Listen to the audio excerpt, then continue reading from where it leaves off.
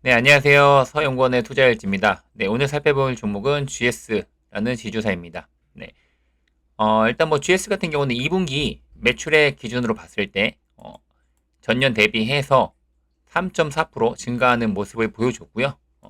영업이익률 같은 경우는 22%, 전년 대비해서 22% 증가하면서 8,578억, 영업이익이 많이 증가하는 모습을 보여줬습니다. 네, 그렇게 일단은 보시면 될 것 같고요. 최근에 정제 마진에 대한 부분, 이제 유가에 대한 영향을 좀 크게 받고 있기 때문에 그런 부분에서 GS 칼텍스 쪽 아무래도 정유주의 실적이 안 좋게 나오면서 그런 부분으로 인해서 어느 정도 전년 전기 대비해서는 안 좋은 모습을 보여줬다. 이 정도 보시면 될 것 같습니다. 아무래도 이제 유가 영향을 많이 받기 때문에 유가 하락 시에는 그런 정제 마진에 대한 부분 악영향을 좀 미칠 수밖에 없다라고 보시면 될 것 같고요. 그래서 유가에 대해서 변동성이 좀 있는 종목이다. 이렇게 보시면 될 것 같습니다. GS 칼텍스 같은 경우는 일단은 전년 지금 영업이익이 GS 칼텍스의 경우 영업이익이 2,191억 원. 전분기 대비해서 47% 악화된 모습을 보여주고 있고요. 감소화된 모습을 보여주고 있고 그런 부분에 대해서는 아까 말씀드린 것처럼 유가 영향을 받은 거다라고 보시면 될 것 같습니다.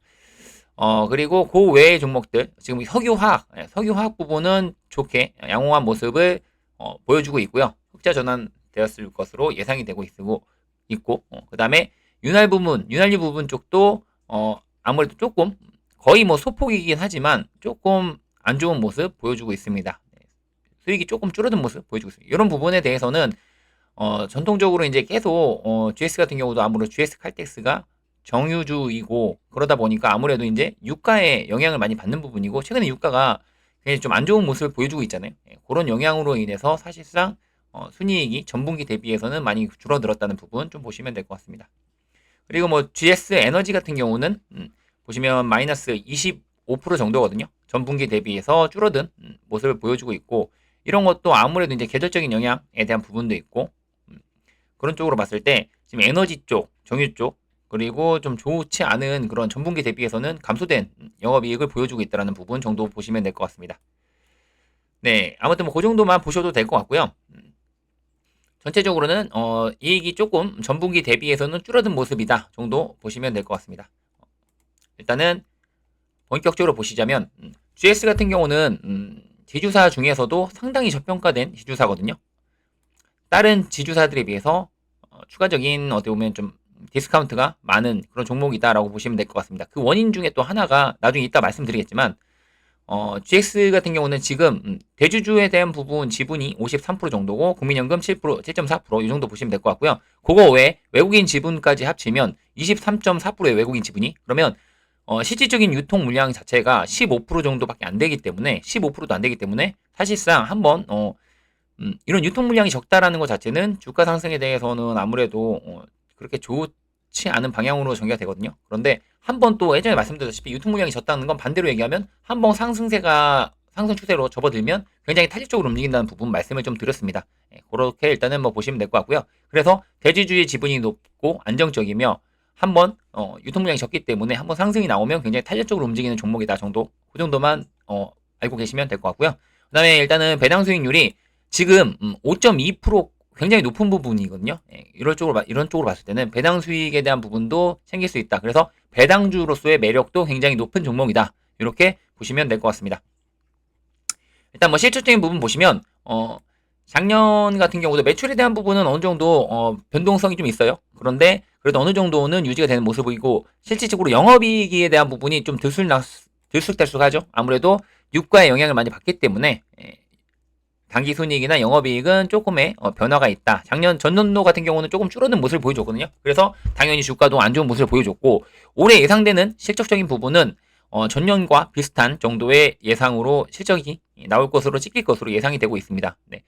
아무튼 뭐 전년도 대비한 영업이익 정도면 나쁘진 않은 그런 부분이거든요. 영업이익률도 일단은 뭐 14% 정도에서 왔다 갔다 할 것으로 보여지고요. 그리고 ROE 같은 경우도 거의 10%대는 유지가 될 것으로 보여지거든요. 전년이랑 거의 비슷한 흐름을 보여줄 거다라고 보시면 될 것 같습니다.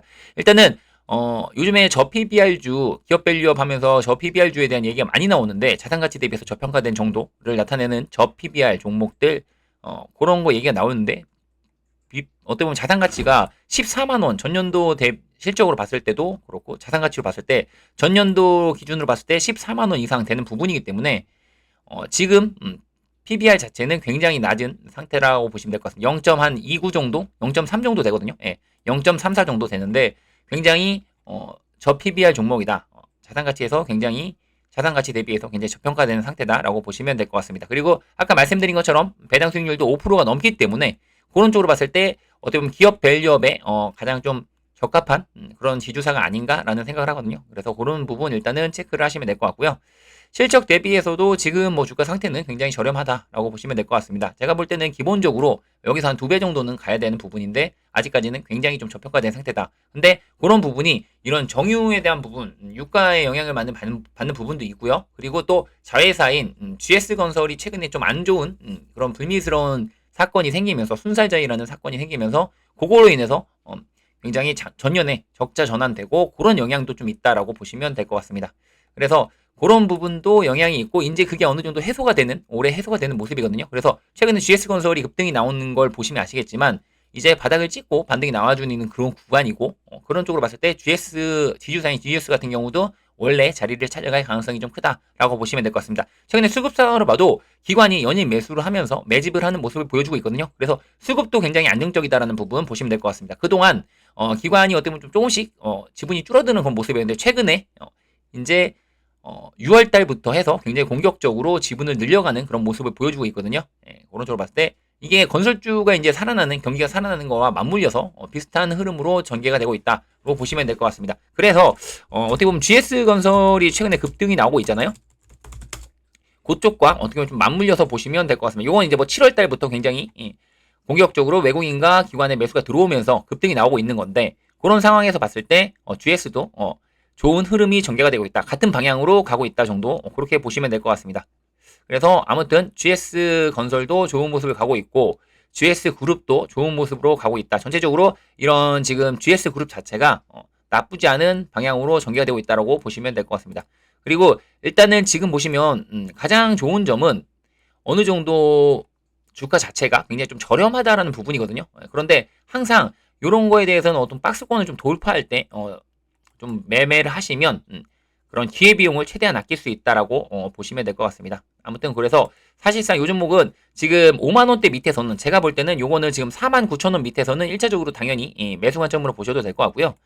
그 다음에 5만원 밑에서는 그냥 담아도 되는 종목이다라고 저는 그렇게 생각하거든요. 그래서 지금 49,000 오늘 지금 종가가 48,900원인데 요거 같은 경우 이 종목 같은 경우는 1차적으로 49,200원 밑에서 49,100원 그래 49,100원 밑에서는 좀 공격적으로 매수를 좀 하셔도 저가 매수를 하셔도 되는 구간이다라고 보여지고요.